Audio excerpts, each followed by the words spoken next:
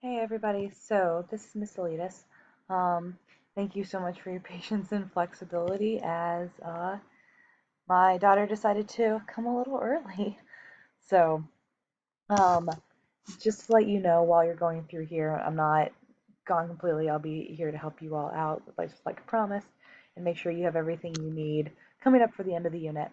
To help out with that, what I did for your class today is actually streamlined. So instead of going through like notes and then coming back to the interactive notebook that we have, I tweaked the interactive notebook that you can see right here to make sure that you have everything that you need for this. So up until this class, we've been going through and talking about introduction and approaches to psychological disorders, and kind of going through with the different information that we need. So today is focused on neurodevelopmental, also some neurocognitive, and schizophrenic spectrum disorders. So instead of going through and like having you take notes and then come to this, if you scroll through here, you'll see information that actually reflects what you've been reading. Because I know in the reading it covers a lot of different topics. You see schizophrenia, there are some of the neurodevelopmental and neurocognitive disorders. Here's your information on the ones that you'll really be looking into, right? The biggest one being autism spectrum disorder and attention deficit hyperactive disorder, or ADHD, sometimes ADD. Now, sometimes you'll also hear information about Tourette's, which is kind of those more, you'll see like motor tics or similar to kind of like the OCD, that idea of compulsions, except instead of going through and having that cognitive thought process of, okay, I need to, kind of go through and do this in order to have something good happen or quell the anxiety. Tourette's is more on that physical side, more on the biological side. Think like the parietal lobe, where you have these motor tics you can't control. You also will see some intellectual disability.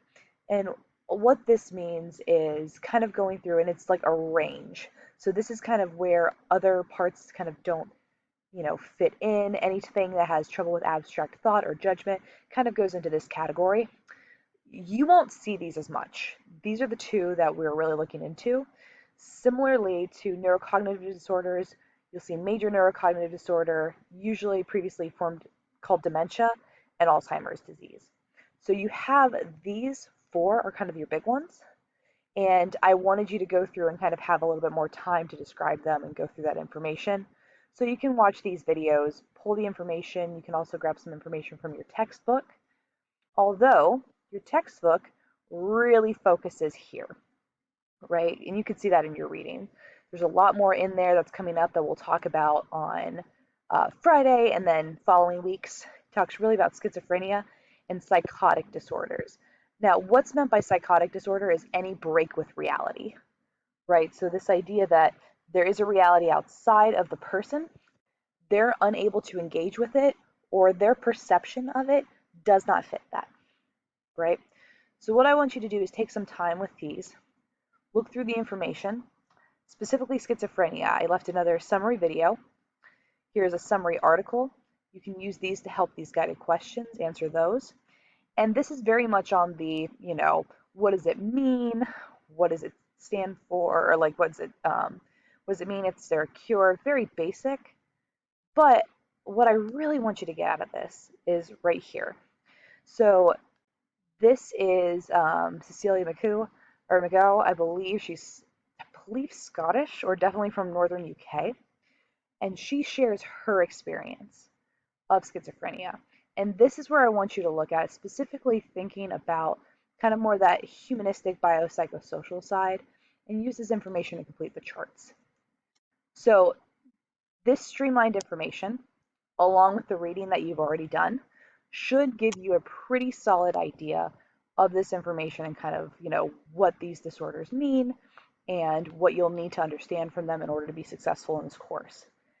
If at any point you have any questions, please feel free to email me. I cannot guarantee that I will get back to them quickly. I'm going to be in the hospital for a few more days with baby Josephine, so be here for a little bit. But if I can get to it, I'm more than happy to, and kind of reach out to you and let you know what's going on. Until then, Substitute can help you out with that too. And we are working on getting somebody into the class for you too, to make sure that you are all set to go.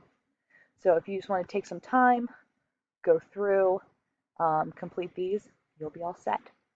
All right, I hope you all have a great day, and I'll see you later.